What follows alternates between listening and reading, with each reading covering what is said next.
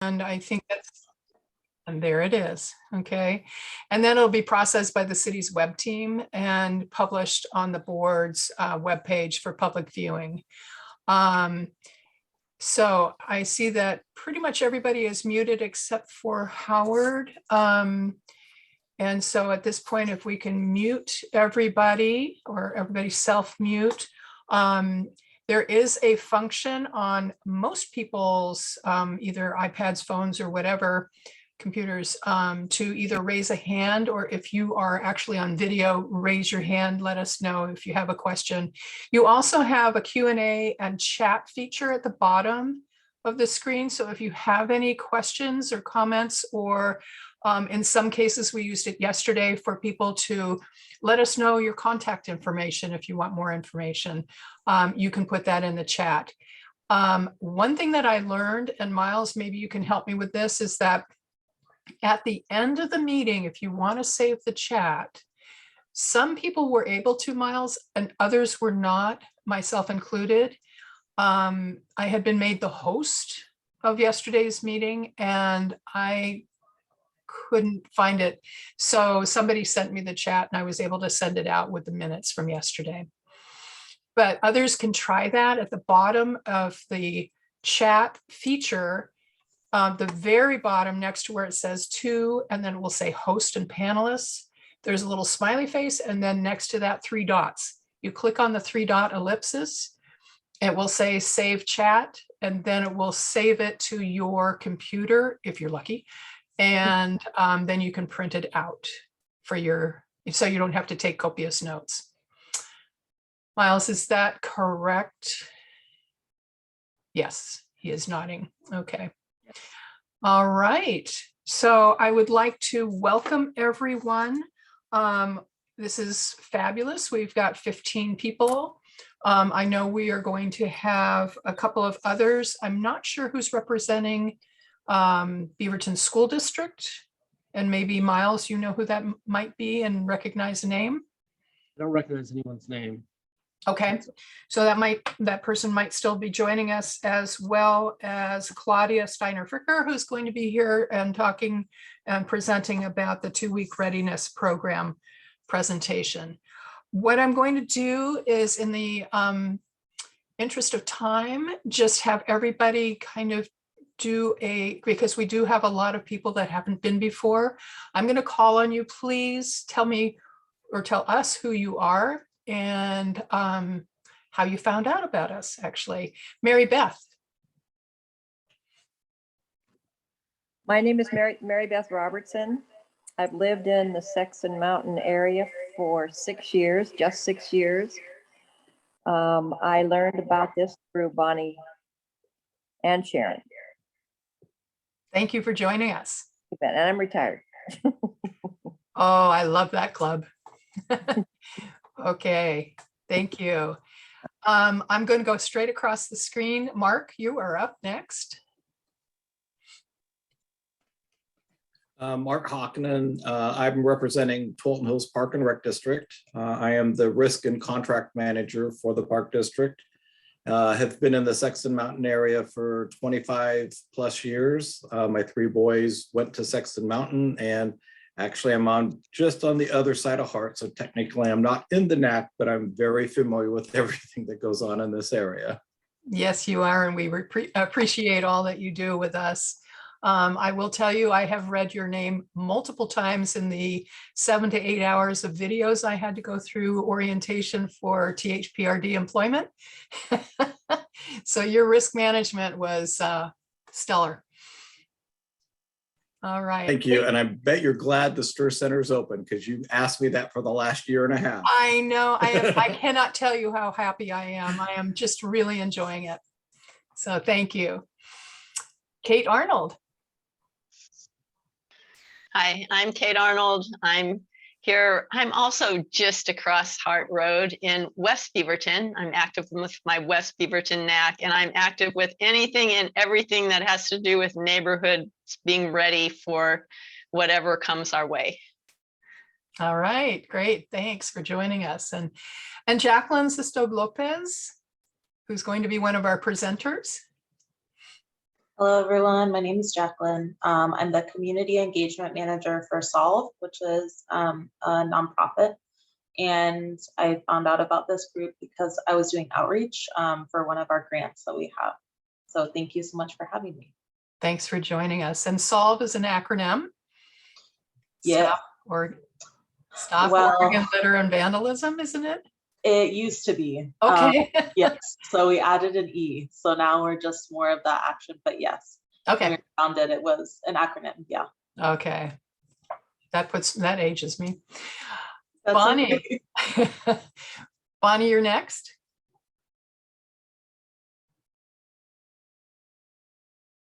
You're muted. Bonnie from Sexton Mountain, and I'm the recorder for NAC. Thank you. Yay. We appreciate that. Thank you. And Jim Blaich. Yeah, Jim Blaich, treasurer for the NAC. Been living in Sexton Mountain for 20 plus years. My son went to Sexton Mountain. Heard about it. I was a volunteer at the school over there, and then joined the Beaverton Arts Commission, and was persuaded that to join the NAC. And Sharon and I came in the same time. What, 4 years ago? Is that right? I think it is. Awesome. Thank you, Jim. And Amy? Hi, Ammi Brooks, and I live with Mary Beth. She's my cousin, Sexton Mountain. Heard about it from Bonnie. Wonderful. Thanks for coming. Yeah. And Judy?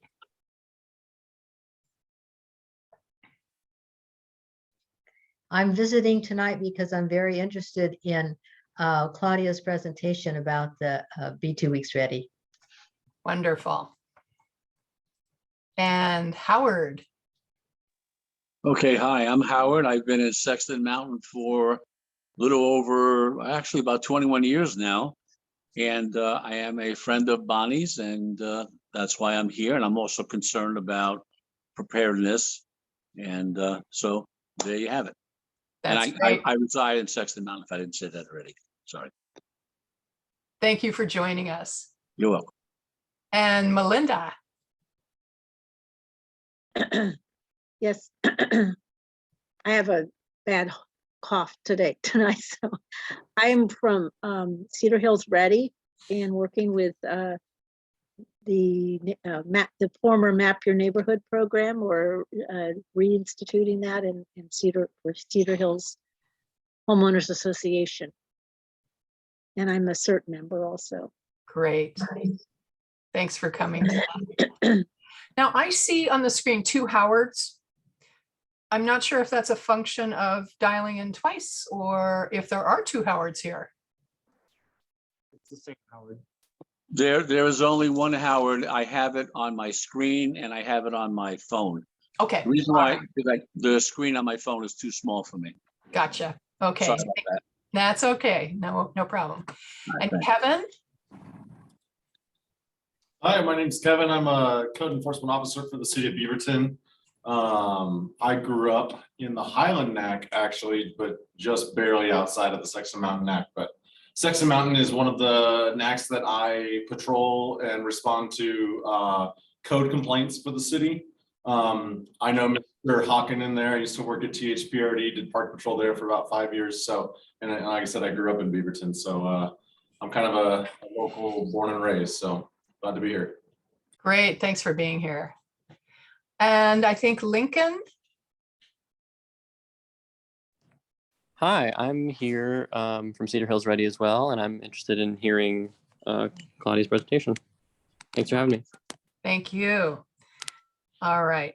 So I'm sure that we're going to have a couple more people coming as we speak, because I do not see the Beaverton School District and I do not see Claudia yet, but I know that she was planning on coming. So we are going to, and I do not see Paul Fleckenstein, who is our Beaverton Police Department representative. But what happens often is that he will sometimes be pulling a shift and unable to come. So if he is able to come later, we will make sure that he gets an opportunity to present. But in the meantime, Mark, if you want to take it away for the THPRD presentation, that would be great, the update. Thank you. I'm going to reference the Park District's website several times, so I'm going to put it in the chat if you don't know it. Also, I'll have my email in there in case questions come up or you want more information. I can try to help provide that for you. Park District's opening, we're not, obviously with all the surges, we're not closing. We are trying to get the buildings open as fast as we can. I know Sharon's appreciative that we were able to get the Stir Center open this last fall, as well as Beaverton Swim Center. For those of you who enjoy Conestoga, unfortunately, the remodel of the swimming pool is taking a little longer than normal. Unfortunately, it's due to supply issues as well as labor issues with the construction companies, but hopefully those things will not have too many further delays and we can get that thing back up and running for the community. The Park District is hiring and we have lots of opportunities and all those postings are on the website. Spring registration is coming up. It'll be Saturday, February 26th. And the activity guides are posted online already, or excuse me, they're posted online February 4th. I was thinking it was January 4th. So in a couple weeks, that'll be posted online. And then those programs run from March to June for the spring registration. If you had not heard, Mountain View Champions Park, there was plan for a new multi-sport court there. And there was a community meeting and survey done this last fall. And the proposed concept plan received a lot of public input.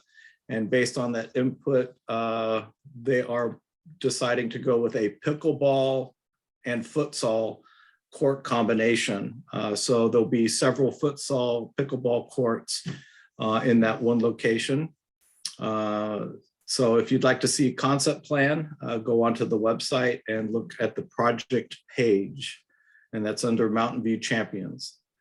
Also another project is the Beaverton Creek Trail. The board has supported moving forward with the phase 2 of this project.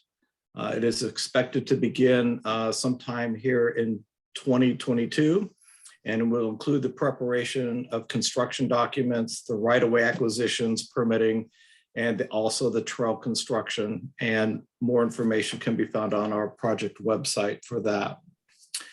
The Tualatin Hills Nature Park has been working with Clean Water Services on a sewer construction project. Unfortunately, with the winter weather that we've had recently, that project has been on hold. And so if you do venture out into the nature park, there are a number of trails that have temporary trails and reroutes on that particular site. And then winter trail conditions at all our trails, staff is monitoring and responding to hazard trees in all the different natural areas, the tree corridors for hanging limbs, et cetera, as we've had some pretty major storm events as well as a lot of rain. And so if you happen to see something that you question, you can fill out a form on the website to report it, or you can contact us via the phone, or if you happen to have my email, call me because it'll probably be directed to my direction somehow. So happy to answer any questions if anybody's got anything at this time. If not, if you think of them, we'll have that information in the chat. Any questions for Mark? Cate? Yeah, I'm wondering, I'm sure the answer is yes, I just don't know where to find it. Is there somewhere that there's a map of all the different, that cover the different neighborhood associations, the different Beaverton NACs that show what kind of parks and trails are in their area? Well, we have a trail map. I don't know if it's divided up by the NACs. And I know that we have NAC maps, so maybe the city and the park district could get together and maybe put a layer in somebody's GIS file to create it. But I mean, I can definitely get you a trail map, but it's of the entire district. But to try to put it specific to a NAC, I don't believe we have that currently in place. Oh, I like the idea. GIS, put a couple things together. I'd go that route. Yeah. You don't want me to draw it myself. You'd be sorry. It would take 2 days and be off here and there. Probably not legible. Yeah, I'll make a suggestion. I'll see if it's something, because I mean, GIS files are easy to merge together. So. Thank you. All right, and I see Kevin's hand is raised. Yeah, hi. So on Google Map, if you just zoom out just far enough to see roads where only the major roads have the names, you can see on there that the NACs are listed. And if you click on it, like I clicked on the Sexton Mountain NAC now, and it highlights the NAC area, and you can see all the parks within that NAC. And then if you zoom in just a little more, it'll give you the names of the parks as well. But Mark, that's a good suggestion. I can talk to the JS folks too as well to see if that would be something they're interested in putting in. I mean, it would probably benefit the code guys as well. I can see it benefiting us as well, and since we have staff at the different NACs. Excellent. Wonderful. Does anyone else have a question? I have a real quick one. Mark, I know that, are all the centers open until 2 o'clock only for the moment? Or is it just Elsie? That's just Elsie Stir. All the centers have different operating hours based on the program type they have. So like Cedar Hills and Garden Home are open till about 6 o'clock at night because they're running after school programs. They open a little later. So it does vary by site. Okay, good to know.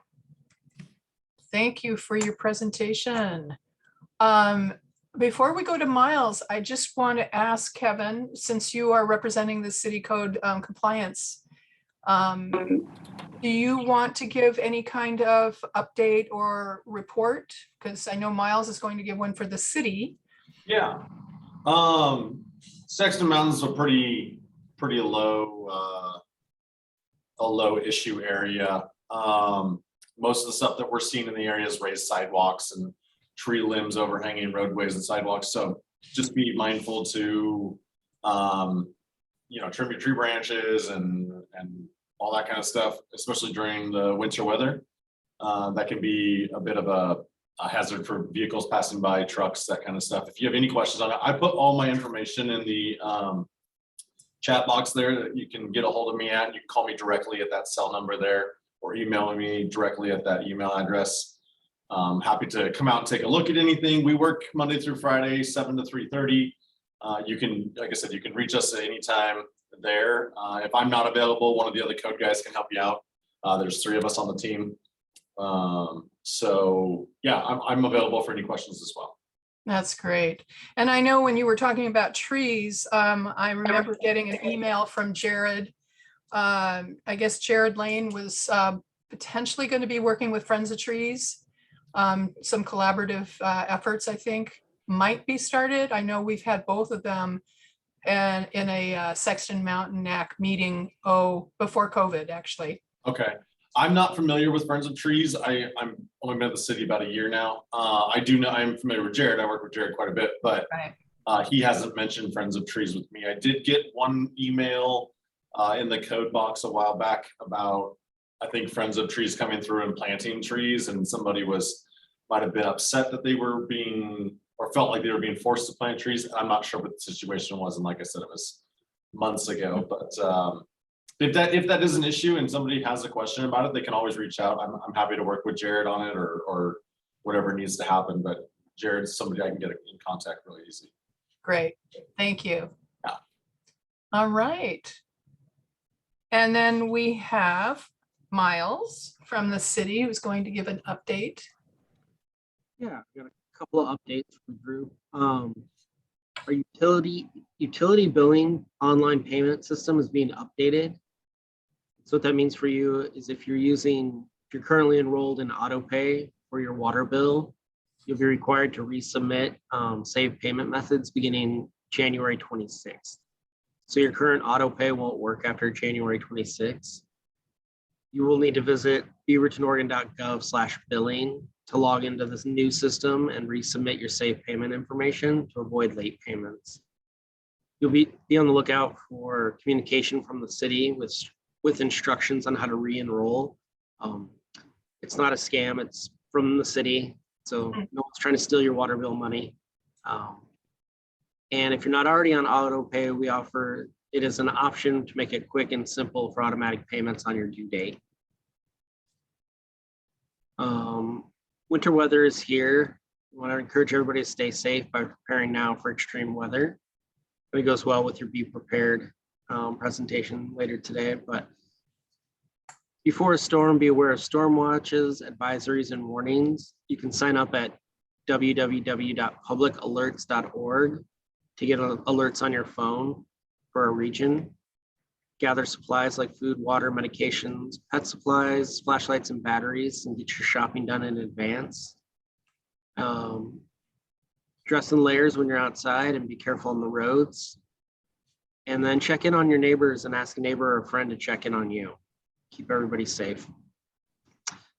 And finally, we want you to save the date for Mayor Beatty's 2022 State of the City address. It's Tuesday, March 29th at noon.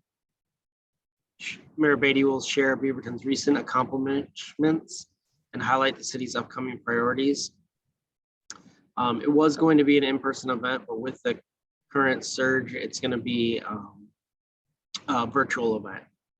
And you can find details on our website, beavertonoregon.gov/SOTC, State of the City. And those are all the updates I have. Okay. Any questions for Miles? So Miles, I am not seeing anybody new on that would represent the Beaverton School District. And I'm wondering if you are able to, just in a nutshell, Cliff Notes version, kind of speak to that while I'm going to try calling. I did text Claudia. She's here. And here she is. Okay, right on cue. But are you able to speak to the BSD bond measure? You know, I don't think I actually am allowed Okay. to speak on their bond So measure. we will I don't table. have all the information, so. Okay, we will table that for now. And I'm going to give Claudia a time to catch her breath. Yes, thank you so much for coming. Claudia Steiner-Fricker is going to give us a presentation on the Be 2 Weeks Ready program. We have a lot of excited people, Claudia, who are attending from Hills Ready, from Sexton Mountain. Yes, so are you ready to take it away, or do you need a little bit more time? And West Beaverton, NAC. I'm ready. Okay. Excuse my fancy glasses. These things have like light, they light up and everything so that I can see what I'm doing. Oh, I've got to get a pair of those. Okay, so I was going to do things. I'll take this off right now. I was going to talk about an introduction to 2 Weeks Ready. Be 2 Weeks Ready is actually no, I do need my glasses back on. So a little background here on what this is. This is a program from Oregon Emergency Management. They have also partnered with the state of Washington to bring a very comprehensive preparedness program to our states. And a little bit of background, this has been a recommendation in the Oregon Governor's Resiliency 2025 report. And it suggests that the offices of emergency management work with local governments and community groups and the American Red Cross to ensure that 250,000 homes have 2 week ready supplies.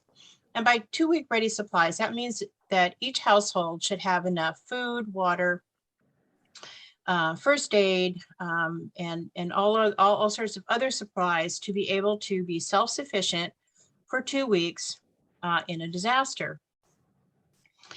And so this Be 2 Weeks Ready project has been going on for the past 2 years.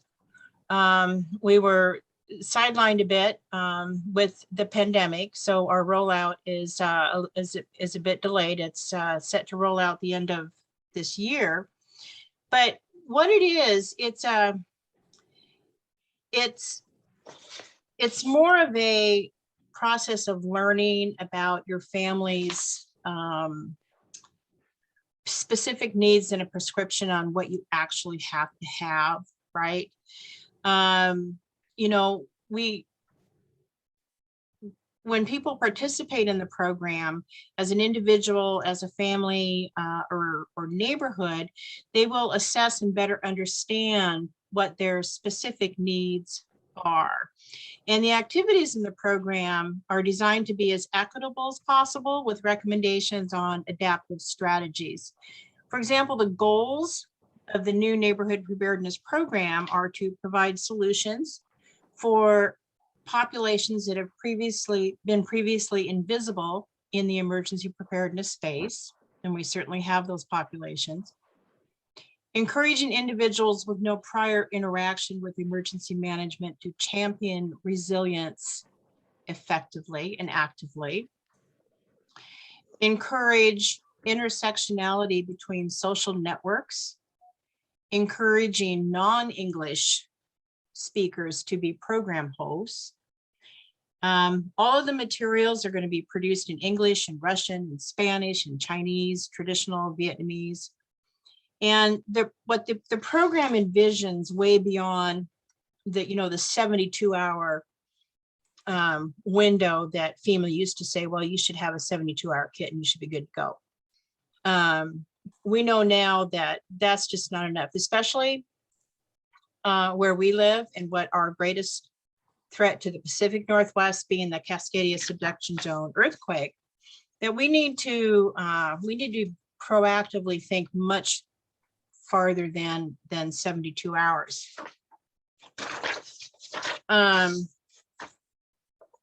The outcomes of the program are pretty simple. We want households and neighborhoods to be more resilient to all hazards. And that's something that emergency management takes as an all hazard approach to preparedness. You know, we all know that the earthquake is coming, but we have winter storms, we have floods, we have fires, we have all sorts of things that Mother Nature decides to throw at us that we should be prepared for. But we want households to understand how to be 2 weeks ready and have begun to make progress. This is a self-sustaining program with trained volunteers to help continue to educate. So we're not just throwing a bunch of, material at people and saying, okay, here you go, which is basically what we've done in the past. And this is true with programs across the country, emergency management, is you have these, they say, okay, here's what you can do to save water and food and so on and so forth. Here's this brochure, here's that brochure, here's some tips and tricks on what you can do. But we just hand people things. It's not what I consider to be true public education. And this Be 2 Weeks Ready is true public education in my mind, because we're actually we'll have trainers that will be helping communities come into this program. But we'll have new tools to create robust social networks, recruit key neighborhood resilience champions. That's going to be really, really important. And one of the things, let's see, make sure I'm not getting too ahead of myself here, because I have notes all over the place.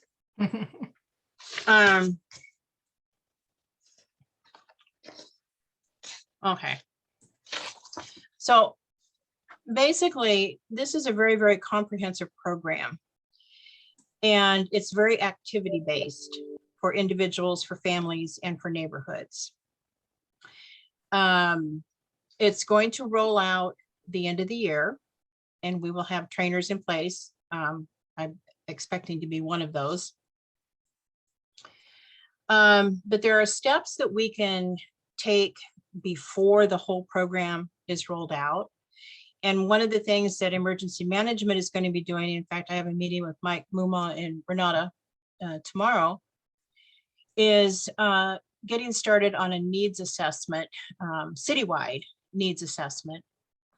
And then we do have guidelines to be able to give to neighborhoods to conduct, and this can be at the NAC level, and then taking it down to individual neighborhoods to begin to do a needs assessment, get the data first so that they have a good picture of what each neighborhood needs, because each neighborhood is going to be unique, right? That we know from working with the Map Your Neighborhood program, excuse me, is that every neighborhood has its own little quirks and what have yous, and is unique, has its own specific hazards and things that they have to plan for. So this is just an all-encompassing program to help the entire state of Oregon be prepared. Every household, every neighborhood throughout Oregon to be prepared for whatever Mother Nature decides to throw at us. Particularly the earthquake. That's obviously the motivator behind this. That was the motivator behind the Oregon Resilience Plan, was to have a 50-year plan to mitigate infrastructure and damage to infrastructure and loss of life. And so this is just the part of it that brings it home to everyone. I feel like I've rambled. Any questions about what I've just rambled about? I think Cate has her hand up. Bonnie, go ahead. You go first. Oh, I just wondered, the earthquake, what are you expecting it to be, like a 9? Oh, no idea. Okay. So basically, they keep throwing around the 9.0. That's the number that they throw around, right? So, okay, let's talk about 9.0. Just because it's a number we can talk about. So that would be the epicenter. That would be out, 50 to 75 miles outside of our coastline, right? So the hardest hit obviously would be the coastal communities. By the time the shaking reaches us inland, is it going to be a 9, that magical number? No. It may be. I mean, I'm just throwing out numbers here just for part of the conversation. It could be a 6.4, it could be a 7.2. Who knows? But what is going to make this particular earthquake so significant is the amount of time that the ground is going to shake. And that is what is characteristic with a subduction zone earthquake, is that the ground shakes for a long period of time. Several years ago, I saw a model from Dogami.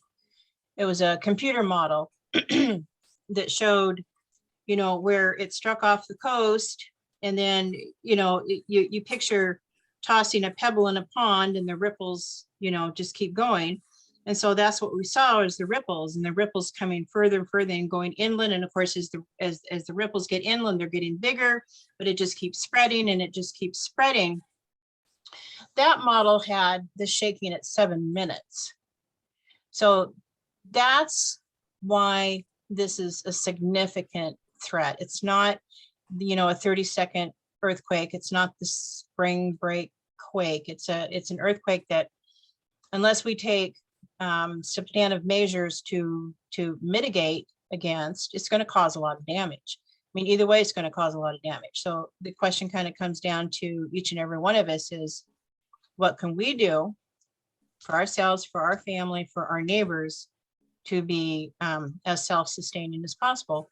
And that's why I'm so excited about the Be 2 Weeks Ready program, because it gives us the roadmap to do that, along with trained folks to, you know, take everybody's hand and go, okay, we've got this, we've got you, we're going to help you do this here.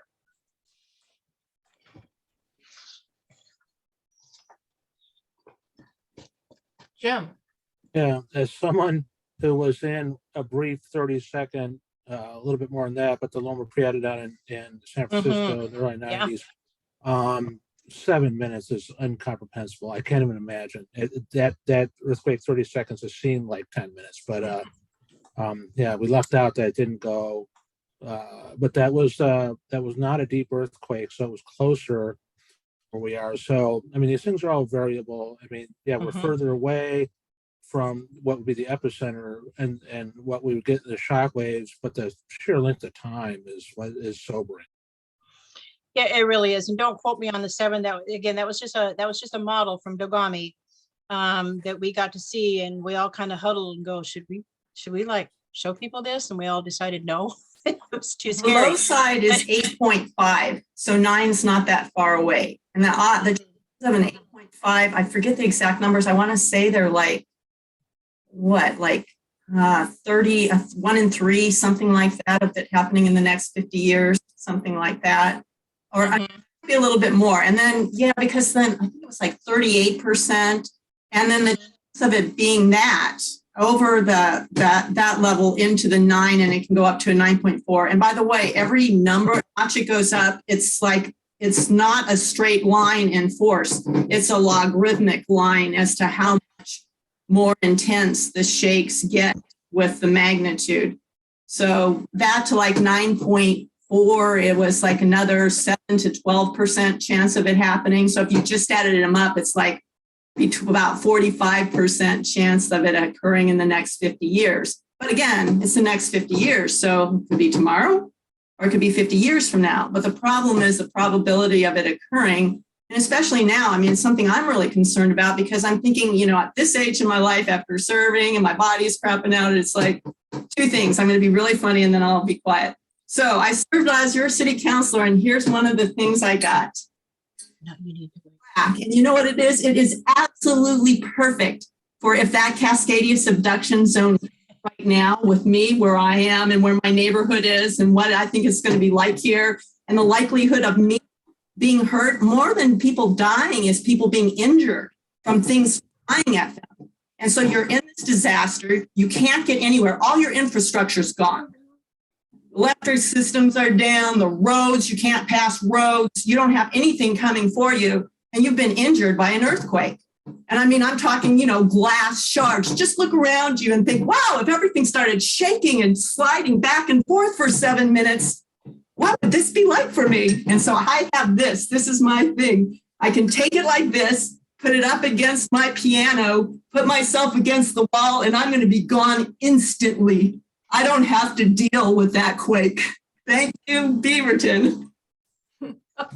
Well, it's really kind of interesting that you say that, because this is just another, my grandson is video bombing me here. This is just another little tip. When the ground starts shaking, you know, you say, you know, drop, cover, hold on, take your hands, go like this around your neck, protect your neck from flying glass. So there you go. There's just a little tidbit there. Claudia, Judy has something in the chat, and she asks, how will needs assessment at the neighborhood level happen? And how do we fill out our survey or a survey? Oh, okay. Really good question, Judy. Thank you for that. So I'm going to have guidance for you guys on that. We're going to start, we're going to do a needs assessment for the city and see what that looks like. And then I'm going to work on rolling out the guidance for you guys to start doing that with your neighborhoods. And I'm still working on what that is going to look like. Most of this program is really intact. It's just that it's still being worked on. So there's things that, you know, still may change here and there. And the final product hasn't even gone to the pros yet that are gonna, put it together, but the meat and potatoes is definitely there. That's why I feel like I can talk about this now and at least get things started with a needs assessment. So as soon as I figure out with MUMA, what that's gonna look like for the city, and then I can start to break that down for you guys. I think we're all kind of with bated breath here, just waiting for how do we get involved and, how can we operationalize this ourselves? I will say that just for the benefit of those who weren't at a meeting yesterday that occurred, and please chime in for those who were, we had about 10 people who met yesterday, and it was part of a tri-NAC collaborative where Sexton Mountain, West Beaverton, and Highland were represented. Talking about emergency management, emergency preparedness, for which Sexton Mountain was sort of the lead NAC in that realm. Well, we had all three NACs represented, and we talked about the possibility of maybe having some summit where we're all kind of gathered together and joining forces within the NACs to talk about best practices and how to prepare best. We did have a summit. It was put on by BCCI, which is the Beaverton Committee for Community Involvement, several years ago, and it was at City Hall with people like PGE, the gas company, a bunch of people out in the outer area giving away information. But we had Mike and CERT and all sorts of people speaking. And we'd like to see something like that again, but we'd also like to see each NAC have like a representative that's going to champion emergency preparedness within their individual NACs, and maybe even we'll develop a 5-minute tip. Every single NAC meeting will have a 5-minute tip or something where Cedar Hills Ready, who has a tremendous treasure trove of information and videos, and they're represented here tonight, can talk about different things and give information out to people who attend NAC meetings. But it has to be current. It has to be, and one of the things, Claudia, you might be able to speak to, the booklet that the city of Beaverton has, when was that published? So what booklet are we talking about? Are we talking about Take 5 to Survive, or Yes. Take 5? Gosh, that's been around for a really, really long time. We still have it. I'm still happy to hand it out because all of the wonderful publications from B2 Weeks Ready won't roll out until the end of the year. And it's still a valuable publication. And by the time 2 Weeks Ready rolls out, I prefer not to be sitting on too many of these. So I'm happy to share. Okay. I think I have a few of them. I see Kate's hand up. This is a suggestion. What we might do to be the best use of our time is we've got so much information and so much talent. If anything, we have, available to us way more information than we need. But what if we were to take this program? Some of us have already done it. I'm in the middle. I started doing a Map Your Neighborhood, and then things came up and I had to stop for a while. And anyways, I'm learning more to get back into it. But what if we were to start by having people, hopefully we can get to all of the NACs, but at least some people who are willing to start doing it in their own home with their own particular block and see what their experiences are. They have all the resources that we have at hand to figure out what they're going to, exactly what they want to do with their neighbors. And then we can have conversations about what we learned from each of our experiences, because, neighborhoods are different. Like Claudia was talking about, there's a lot of different people and different, and there's different dynamics, things like that. But maybe we could actually get going and be kind of like in programming days, we would call it the beta testing, where you start getting stuff going and then see what you need to fix to get it ready before you're really ready to send it out to everybody else. But maybe we could be part of a beta project to help define the information that we need to define. Does that make sense? You know what I'm saying?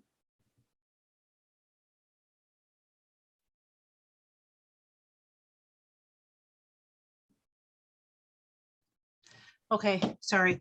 Yeah, I think so. I mean, right now, the only thing I have to offer everybody is Take 5 and map your neighborhood.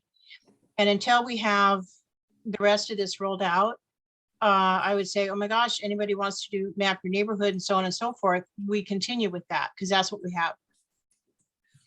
Basically map your neighborhood, but I mean, why don't we roll it through the resources? We have the resources of the Cedar Hills Ready who've taken it to that other level and they're trying to roll it out too.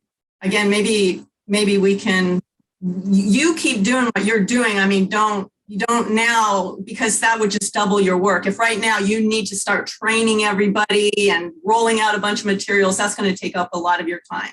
And this is volunteer time. I mean, you keep going with what you're going, but we start doing basically what it's going to be and then taking away some of our own experiences of what worked, what didn't, things that came up for us. And then maybe we can help at the end to when we're really ready to start training with sharing those experiences with people. Yeah, I would say absolutely. Anybody who has stuff that's in the pipeline and that you're working on, don't stop. You know, as we're moving forward, and that's what has to continue to happen, is that momentum forward. When 2 Weeks Ready comes out, I think you will find that whatever you've got going now, like whatever Cedar Hills, amazing things that Cedar Hills Ready has in the pipeline, that this is going to just help fill in some blanks maybe for them. There's a lot to 2 Weeks Ready, and I've no doubt that a lot of what is going to be coming out is stuff that other people like Cedar Hills Ready has already been thinking about and already putting into motion. And so that's the important part, is that you've got stuff that you're working on, don't stop. Claudia, I just wanted to mention that Bill Hall from Cedar Hills Ready had put into the chat what elements are included in the meat and potatoes awaiting review and approval by the pros. Oh, good question, Bill. Yeah, I did see that. So there's too many things for me to try to recall in my limited brain space right now. But let me just say that it's very, very comprehensive. And the final piece is when families go through all of the activities. You know, this is something that you take one thing at a time and you build on it and you build on it and you build on it. This is a process. And when they've gone through the process, the final thing, the final exercise, if you will, and those of you who are CERTs, you know exactly what I'm talking about when we decide to conduct an exercise, is families will camp in their living room, in their house for 2 weeks, camp. They will have, by that point, everything that they need to be able to do that without using electricity, without using running water. And I mean, I think it's a great way to cap it off. So everything leads up to that final exercise is to be able to camp in your house for 2 weeks. That's kind of the proof that, okay, we've done it. We have everything that we need now to be self-sufficient for 2 weeks.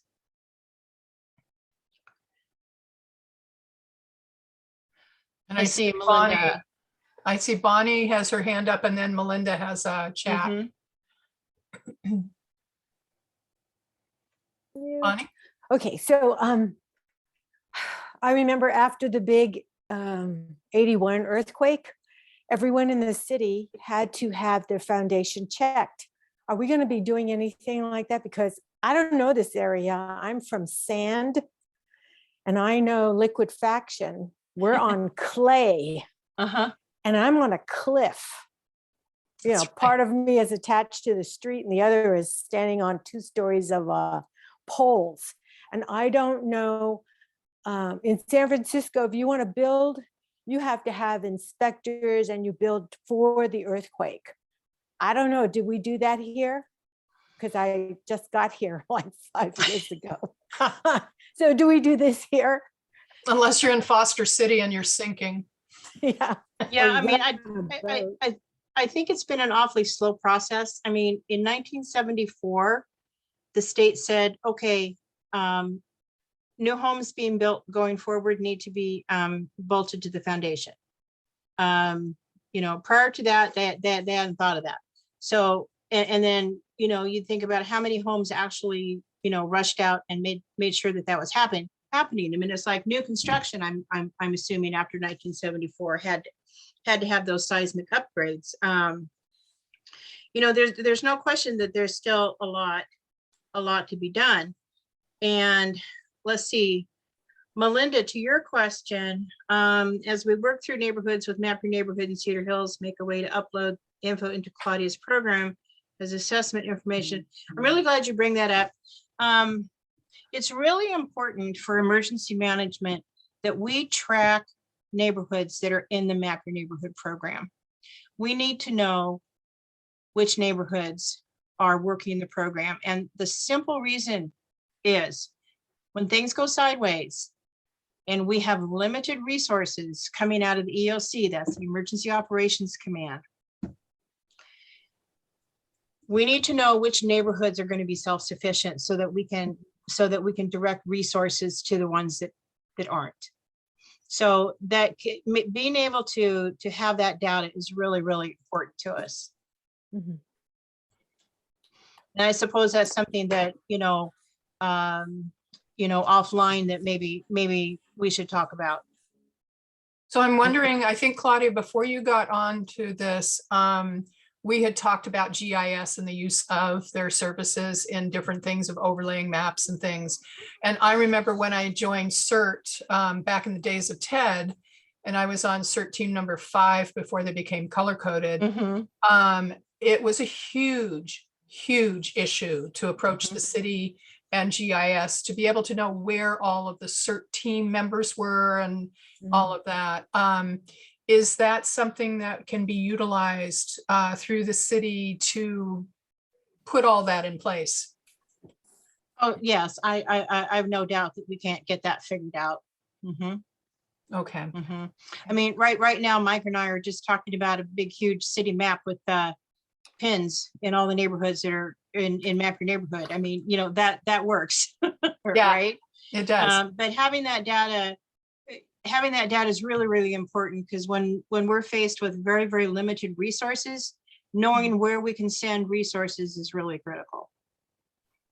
Just a correction, and again, this is just from things I've heard, unless it changes, it's changed. We got to find the balance between that, because you don't want to have out in public for everyone to see where everyone lives, what they have in their house and all that kind of stuff. I mean, that's private information, and it should be available to everybody. And That's people's addresses and all that. We have to figure out, make sure we do that in a way that that there's a chain where so people have the information, need the information, but we're somehow securing it. So, it can't just be grabbed and all of a sudden people are getting, salespeople coming to their house to sell them stuff, things like that, and again, even worse, people having information about what you have in your house is something beyond, I think, what most people are comfortable with. So still some work. We can't just put everything out to everybody, but yeah, we definitely need to figure out how to make the balance of that and make sure that we have what we need when something happens. And that's not information that we would share. That's personally identifiable information that would be protected. This is simply for planning purposes, for emergency management, to know where to allocate resources. So where, that map with where everybody is, that's not something that would ever be published. Okay. And I think Melinda might be speaking to this before I get to Lincoln's comment here. How about a grading scale of readiness per Map Your Neighborhood unit? I like that. Yeah. Mm-hmm. Some good thinkers out there. Mm-hmm. Yeah. I know Melinda. She's a good thinker. Uh-huh. And then Lincoln had, I love the final challenge of camping for 2 weeks. I imagine we'll also want to brainstorm how the experience will change depending on the season or the weather. Camping in 90+ degree temps bring different challenges as camping in sub-freezing temps. Something I learned recently as our water heater needed replacement is the washing things with soap is much more difficult when the water is very cold. So, yes, things to think about. I love the idea of the camping in your living room. I all of a sudden, I just have this vision of having this summit and having a virtual or a virtual room depicting what it looked like, what things you have, what it's set up like, you know, some of the ways in which to, you know, make it happen. So, you know, I'm a visual person. So yeah, got to see it. Any other questions for Claudia? This is all great. We were just really excited to have you here tonight, and it's not going to be the last time, I will tell you that. So, you know. Well, I really appreciate being here. This is public education for preparedness is very important to me, and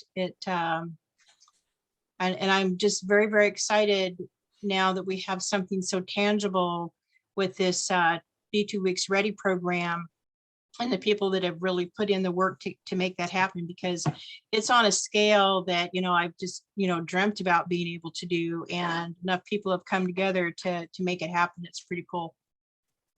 Wonderful. And Claudia, I did send you the minutes from our meeting yesterday. I saw that. Oh, good. Okay.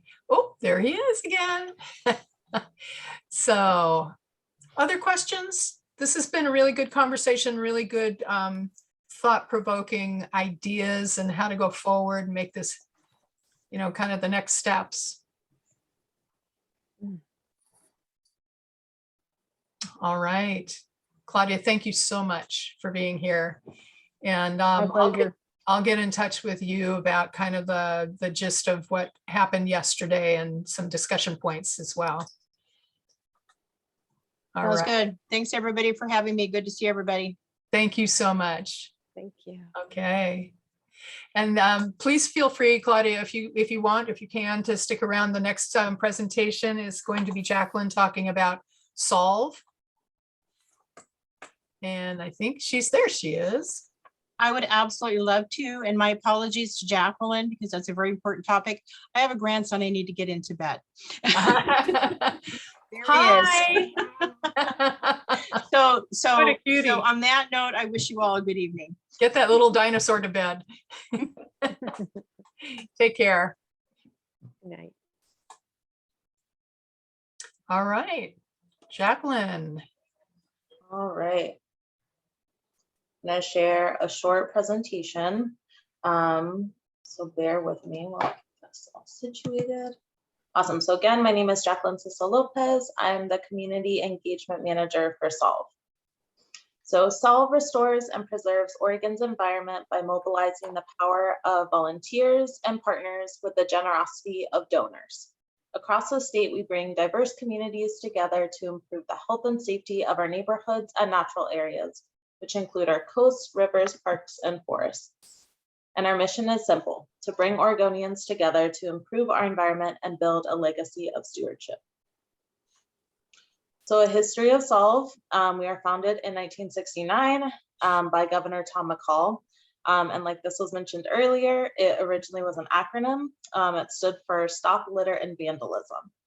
We hosted our first statewide beach cleanup in 1984. We were the first state to do an event like that, which is exciting. And we celebrated our 50-year anniversary in 2019. And since we were founded, our work has evolved. So now our work includes urban litter cleanups and natural area habitat restoration. And most of the work that we do is done by our amazing volunteers. So our current programs that we have 2 annual statewide events. The first is the Beach and Riverside cleanup, which happens in September.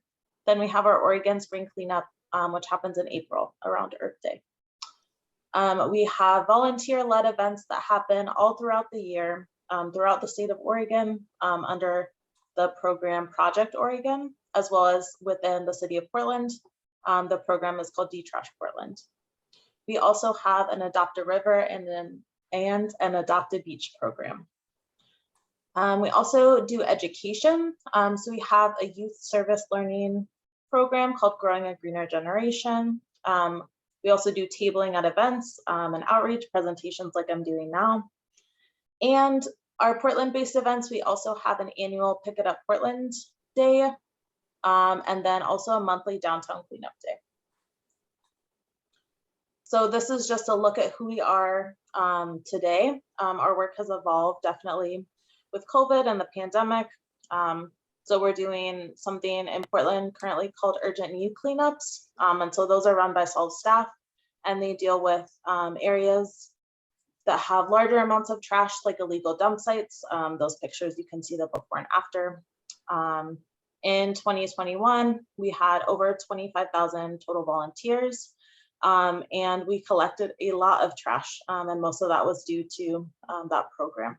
So almost 700,000 pounds of trash collected. And we had 28 new partners who agreed to be part of the youth program, which is the Growing a Greener Generation program. So how can you be involved? So the easiest and most basic one is to volunteer. So you can come out to a Solve event and volunteer with us, either at a restoration event or a cleanup. You can help planting native plants, removing invasive species, or cleaning up your neighborhood. You can also support us as an event assistant. So that's just arriving a little bit earlier to an event, helping us with check-in, things like that. Before the pandemic, we had a Solve Ambassador program, and those are folks who would go out and table for us. That's currently on pause. You can also choose to adopt a river, adopting a stretch of a waterway. That's just a commitment to run 2 events per year over the course of 2 years. Those can either be restoration events or cleanup events along your favorite waterway, or adopt a beach. And that's the same commitment of 2 years, but it's a total of 3 events per year.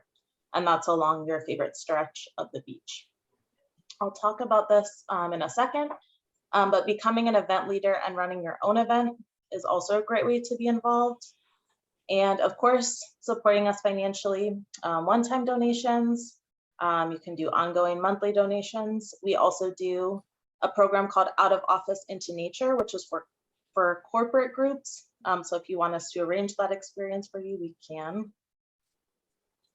And yeah, just a little bit about how to become a Solve leader. It's really simple. You register as a Solve leader on our website. It's just a short form with your information. And then it's optional. You can attend a new leader training. It's just an hour on Zoom. And they do those several times a month.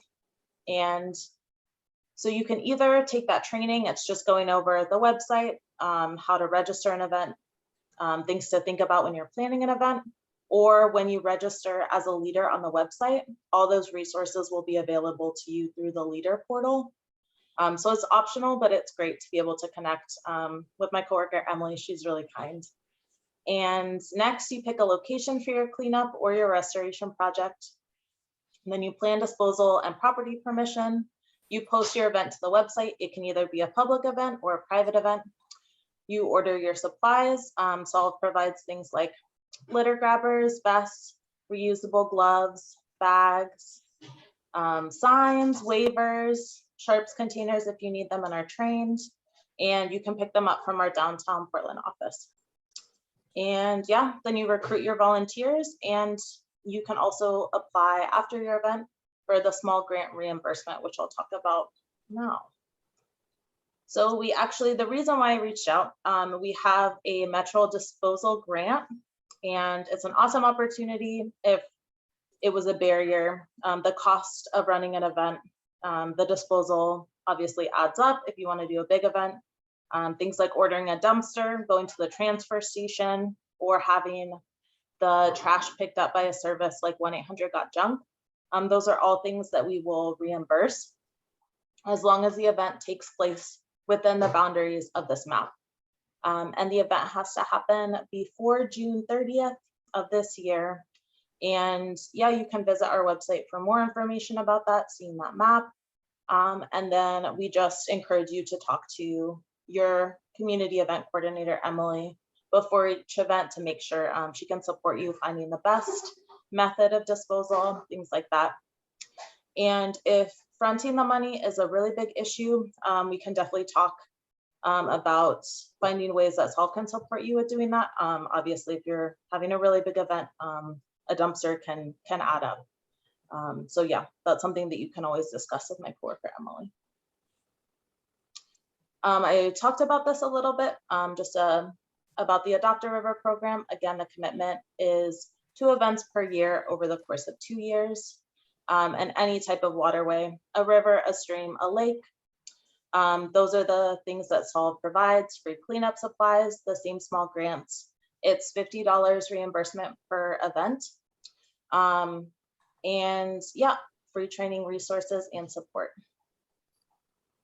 And then if you know of any youth groups, whether that's a classroom, a school, a Girl Scout troop, Boy Scout troop, things like that, or any like youth serving organization, they can be a part of our Growing a Greener Generation program. Really, it's a service learning program. Again, it's a commitment. Groups commit to doing 2 cleanups over the course of a year. We provide all of the supplies as well as educational resources to go with that. And there's also a small grant applied to that as well. And we do have an upcoming big event in April. So save the date, it's April 23rd, which is a Saturday.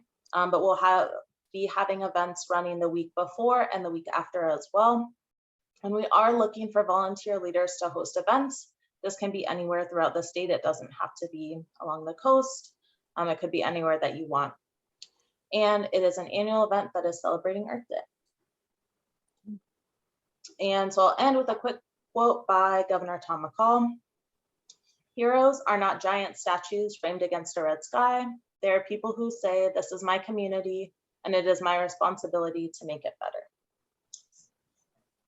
So thank you so much. This is my information. I'll also put it in the chat as well, in case you want to send me an email, give me a phone call. Also our website as well, and our social media handles.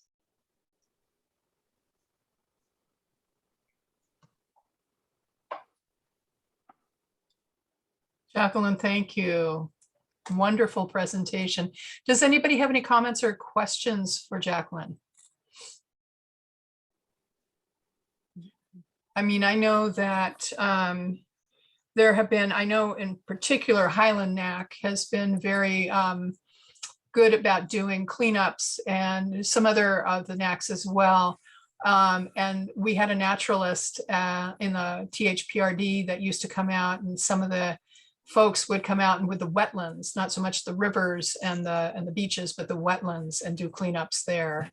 So this is something that might be of interest to people within the different NACs. So are you going to other NACs as well?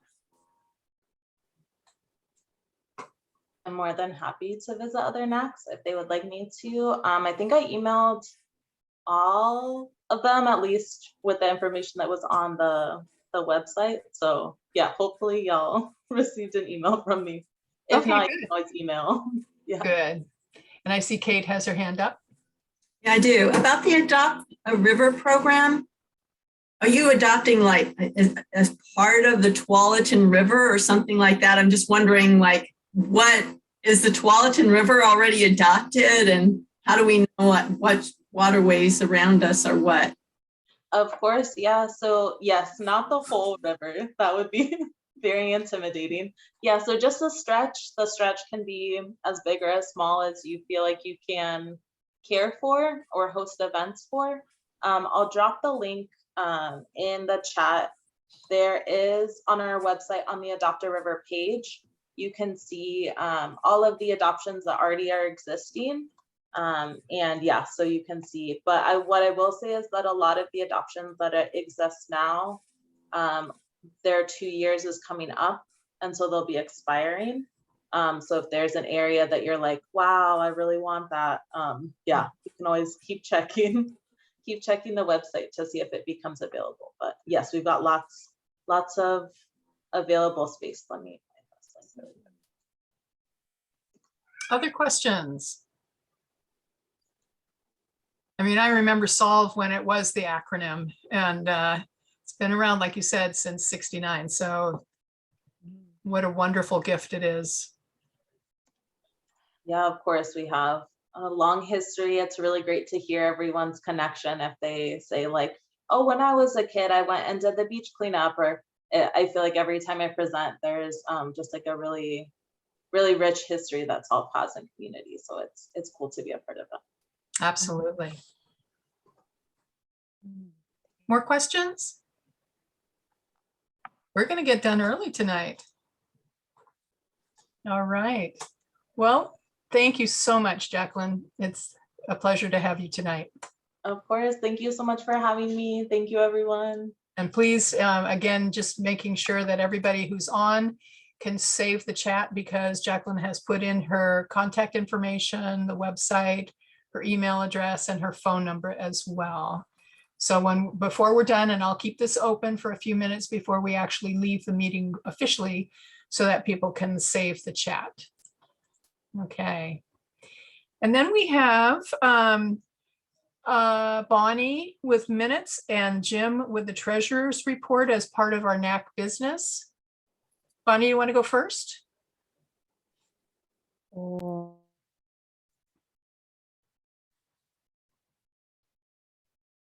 Sorry. I'm sorry to be so dumb, but what am I supposed to do? Read the minutes? So they, I believe, were given out to people in the NAC. Is that correct? I mean, I know I saw. Jim, did you see the minutes? It was, Miles had it on the website. Okay. So let's go ahead. We'll go ahead and Okay. table that, because I don't want to take a vote on something that people have not had a chance to review. Sorry, I'll have it ready for you next time. Okay, no worries. No worries at all. Okay. And Jim. Yeah, nothing new on the treasurers, and going back to SOLVE, I was working to get a picture up. Me and Carlene have taken part of this. I got it on my computer. I don't know if you see it, but this is a thing that Carlene did at the coast, and it actually made the local paper cleaning up for SOLVE. I'll put it up here and see if you can see it. I don't know. Oh, yeah. No, But what is she holding? I can't see. It looks like a big boa constrictor. it's a rope from a ship. Can you go down just a little? There you go. Wow. So anyways, yeah, that was last April at their big event. Yeah, so it's definitely a worthwhile thing. And there's some amazing things you find on the shore. But yeah, then it made the local paper. That was the headlines that they came up with this. So that's my treasurer's report. Well, that was an impressive picture. Yeah. Tell her congratulations. And at some point, we are going to discuss the account. We need to. It's been, I don't know, that we'll get to it. But there's really not a whole lot of things that we're spending money on these days. So not yet. It's, Although it's easy for me. Yeah, although Scott, who used to be on this NAC, he has gotten back in touch about the fun run. So that might be a matching grant for future consideration. Bring that back, right? Okay. Yeah, exactly. Okay. We'll get there. All right. So nothing All new. right. And now is the portion for visitors comment period. I do see that we still have THPRD, still have the city, both in code enforcement and in the public involvement neighborhood office. And also thank you to Cedar Hills Ready, sticking it out as well, and other guests. I would like to open it up for anybody to make comments at this point. You can unmute yourself.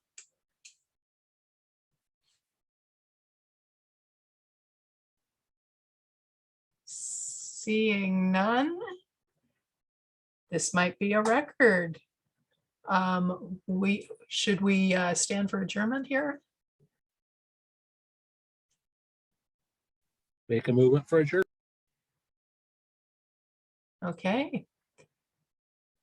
I move that we adjourn this meeting. I will leave this open so that people can save the chat for a few minutes after people start to go away on the screen.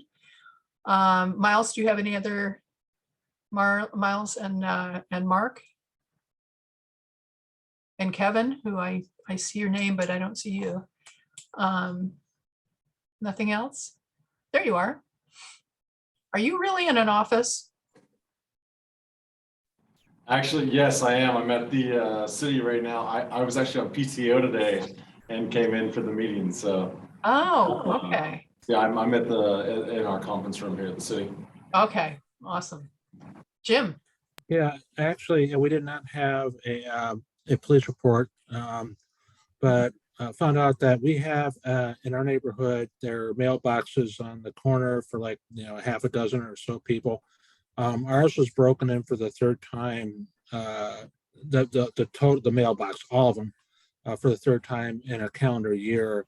I don't know if other people are facing these problems, but and I have no idea what's the solution to it, but it's just becoming a thing here.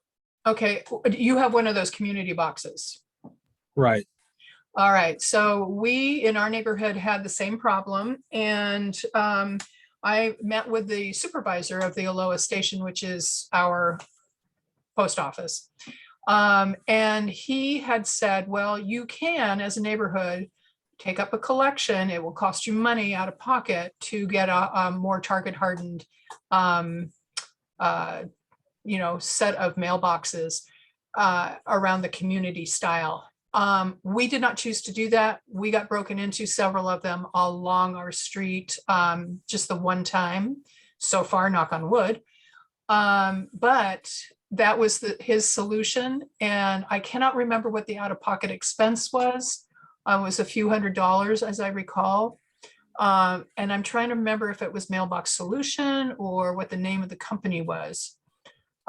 We got the same answer back. It's like, you got to solve it, or just whatever, and it just keeps going on.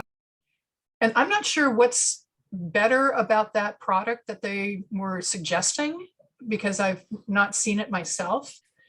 The other things, as far as the police report, that we probably would have asked him about is people are going up to people's front doors now and trying the front doors. Not just the car doors, but the front doors of houses. And they're getting people on, Nest, Ring, whatever camera you may or may not have. And they're being pretty brazen about it. Also going into people's yards and looking in their recycle bins.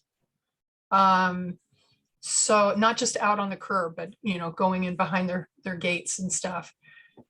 Is anybody else experiencing some other neighborhood police related activity besides car break-ins, catalytic converters, mailboxes? Because I think the catalytic converter thing, there is some kind of a device, a lock, or something that people can put on. I don't know.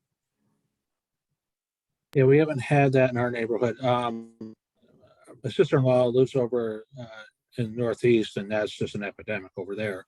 But nothing so much over here, but we've caught people coming in on, people have video cams and coming in and trying car doors. Yes. Nobody that has tried, that we know of, that has gone to actually tried to break another front or back door, but a lot of cars. And please, I will mention this, and it's been mentioned before, so most of everybody knows this already. If you have a garage door opener, please do not keep it in your car. People get into your car and then get into your house. So please take that out of your car. And if you can get like a keypad or something like that. I mean, I can operate my garage door from my phone, even if I'm out of town.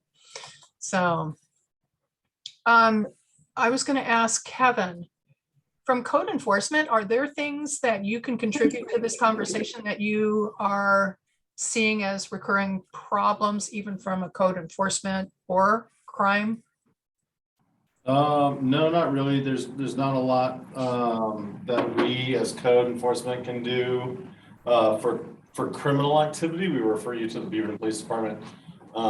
We don't have any authority over like Oregon state law, which is what Beaverton would enforce. So a crime of mail theft, trespassing if they're going on property or behind fences and stuff.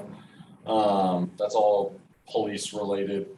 We can always offer suggestions saying like, hey, make sure you're trimming your trees and everything so that there's line of sight from the roadways and that there's,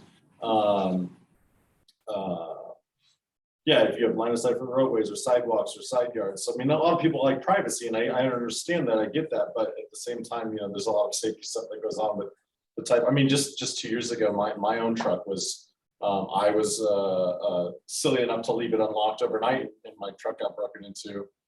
They just opened the handle and took some of my daughter's backpack and stuff like that. So, yeah, it's all over the place. They've caught a lot of them. At least I live over in Tigard. They've caught a lot of the people, but there's still tons out there. Yeah. And cameras and stuff are great, but now with the addition of masks and the colder weather obviously brings heavier clothing, so people are just wearing that stuff, and it's keeping police from identifying those folks. But yeah, as far as code goes, I mean, you can report stuff to us. If it's criminal in nature, we're going to forward you to the police department. But if it's code related, we'll absolutely help. And that's kind of what we stand on it.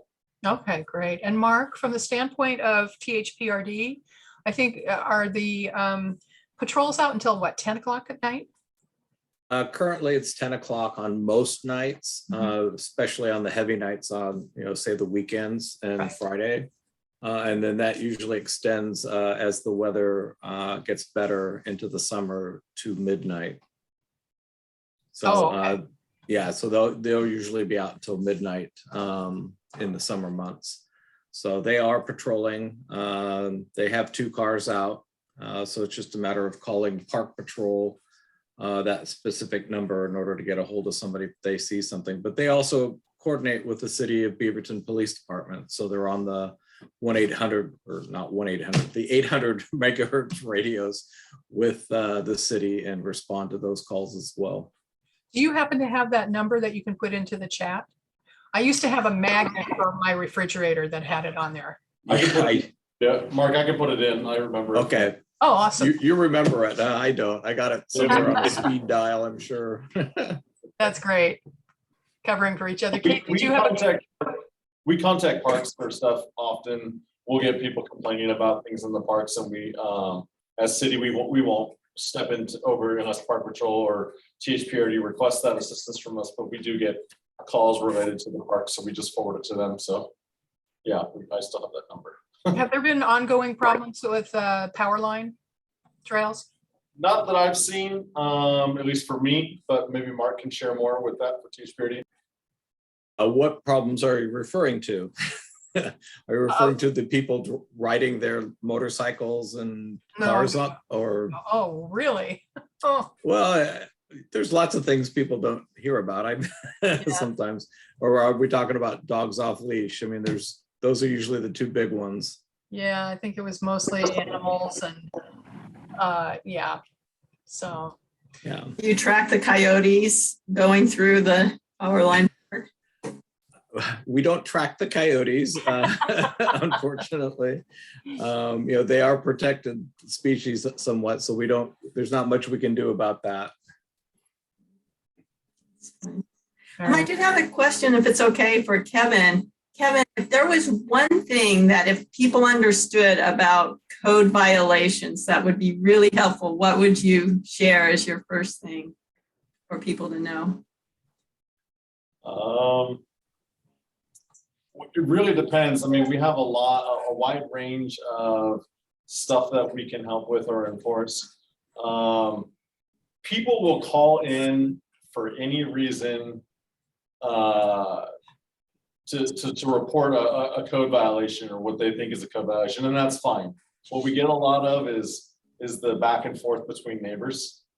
Well, I found out who was reporting me, so I'm reporting this on them.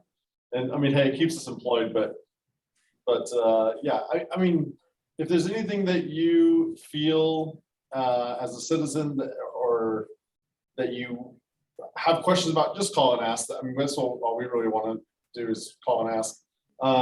Understand that people walk by your property daily, and they're looking, a lot of people are just looking for an excuse to make mountains out of molehills. So keeping your property tidy and your grass looking nice, or your trees, off the sidewalk, or just if the less you do to inconvenience somebody in front of your house on the sidewalk or the streetway, the better off it'd be. That's really all we'll say. Any new zombie houses out there? No, we had, I've got an open case in the Sexton Mountain NAC for a yard with some vehicles and stuff like that. Most of the stuff that I see in Sexton is going to be sidewalks or tree related. That's kind of a pretty easy stuff. The trees that the city had planted in those developments are now a lot more mature of trees, and those root systems are very shallow and they're uplifted lots and lots of sidewalks. And it's unfortunate, but homeowners are liable for that. If you rent a home, the owners of the home are liable, but you may get a door hanger from us saying, hey, you got to take care of this. All I would say is if you get a door hanger or a notice from us, don't ignore it, don't throw it in the garbage, call us and we can talk about it. We have time limits for things that we have set that says, hey, a normal person should be able to take care of this in X amount of days. Well, that can be moved around, because if once I open a case in Sexton Mountain, it's my case. And if you have trouble for whatever reason getting the work done or need help contacting somebody, I can help with those things, and I'm happy to. I can also extend deadlines and move stuff around. I have abatements going on, and abatements are no joke, because then we outsource the work, then we charge you for it plus a percentage, and then we put a lien on the home if you don't pay that. So it gets pretty dicey. So yeah, just all we ask is that if you get a notice from us, let us know and we'll work with you. So. All right. Yeah, Sexton's a pretty easy area. I mean, it's pretty mellow in that neighborhood. Yeah, I think people are pretty responsible and, and often help each other as well. Yeah. Yeah. I've seen a lot of neighbors banding together. If you notice that if you get a notice that you have a sidewalk uplifted at your house, let us know, and then we can contact the neighbors around you. And oftentimes contractors will give you a break if they're doing 5 or 6 houses in your neighborhood. Instead of being $400 a panel, you might pay $300 a panel.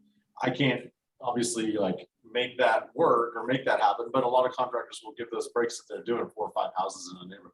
So Kevin, do you have a list of vetted contractors for those kinds of things, or are you not able to?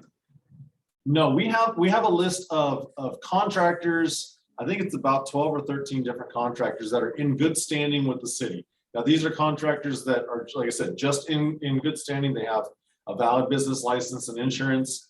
But we offer that to homeowners along with our grant program, if they're eligible for that. But again, you don't have to use a contractor off that list. It's just a way to get started. Some people are like, okay, I'm happy to take care of this sidewalk, but what do I do? Who do I talk to? Well, here's a list of several different contractors, and give them a call. Come get the bids. The grant program is great. Are you familiar with that, or would you like me to explain that? I am, but go ahead and explain it. Okay, so the grant program is great. If you have a street tree, which is a tree that is usually planted in the planter strip between the curb and the sidewalk. If you have a street tree that is causing an uplift to the sidewalk, the city will pay you or reimburse you up to $1,500 or 50% of the lowest bid. Let's see if I got that right. 50% of the lowest bids. You have to get 3 and send it to us, and we give out all the paperwork for that. You get 3 bids, you send it to us, we'll reimburse 50% of the lowest bid or up to $1,500.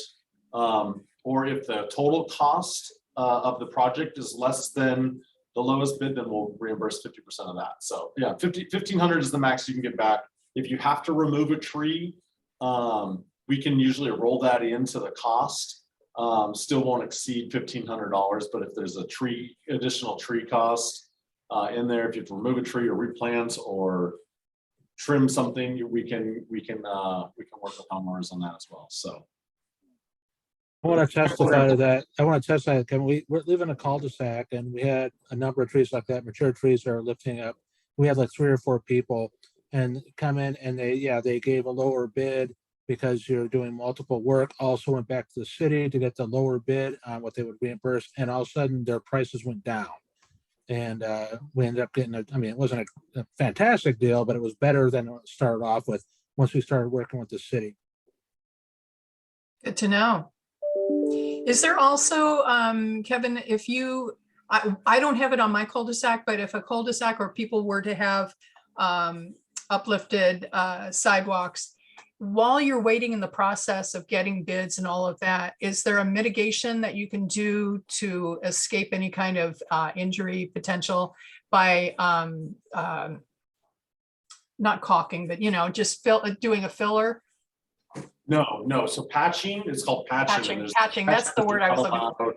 We don't allow patching in the city because most people will use just like a cement mix or a mortar mix, and they'll slap it on there. And then because it's so, because the material isn't, or the cement isn't the kind that they use with the correct PSI or temperature ratings, they'll just make this little ramp there. But if in inclement weather, it makes it more of a disaster, and ADA access, it makes it a disaster. So we say, we'll come out, just let us know if it's something that, if you're self-reporting, that's totally fine. Let us know, we'll come out, we'll spray paint it orange for us and orange for you. You can put out cones. If it's really, really bad, we've allowed people to caution tape it off. Yeah, I've seen that. Yeah, I have one that's probably the entire panel, which is 4 inches thick, is uplifted plus 6 inches between that and the next panel. I mean, it's a pretty sizable. Wow. And I've spray painted that whole thing and then caution taped it off so nobody's accessing that spot on the sidewalk because it's pretty nasty. Okay, so leave it as is. Do not mitigate it. Just tape it off. Okay, rope it off or whatever. Okay, good to know. All right. Any other questions? Just for the good of the order here. So in our neighborhood, we have, there's someone in an older